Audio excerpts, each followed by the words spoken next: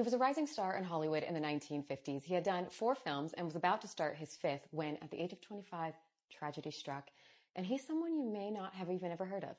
This is the grave of actor Robert Francis. His life cut short on July 31st, 1955, when a small plane he was piloting crashed just after takeoff in Burbank, California. He spent his entire life in Southern California. Born in Pasadena in 1930, he grew up in this house, and his parents lived here at the time and for decades following the crash. Fan magazines did photo shoots here documenting his early morning wake-up calls to beat traffic into Hollywood, as well as documenting his life living here with his parents. For all of his early success, he didn't have ambitions to be an actor. Like many talents of the era, he was discovered by a talent scout on the 4th of July, 1949, as he was leaving the Santa Monica Beach with a friend. He took the appointment, and after some acting classes and a brief stint in the military, Robert was introduced to his acting teacher's husband, who happened to be the head of talent at Columbia.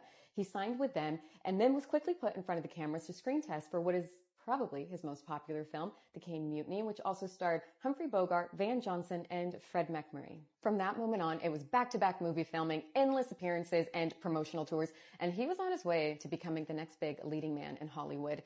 In July to August of 1955, he had a rare moment to himself because the film he was doing in Colorado was forced to break and the entire cast went back to Hollywood. He was happy to now have this downtime. He was quoted as saying his plans were to spend as much time at the beach as possible and do as much water skiing as he could. Sadly, that was not to be. On July 31st, while piloting a Beechcraft Bonanza out of the now Hollywood Burbank Airport, then the Lockheed Air Terminal, the plane stalled shortly after takeoff and went into a nosedive, and he and passengers George Mayer and Audrey Ann Doche perished in a fiery crash in a nearby empty parking lot.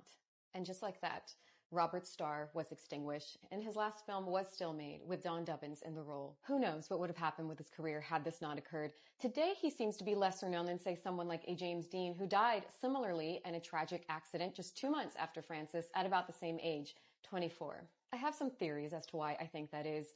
He is buried here alongside his parents with his headstone facing east towards his hometown of Pasadena.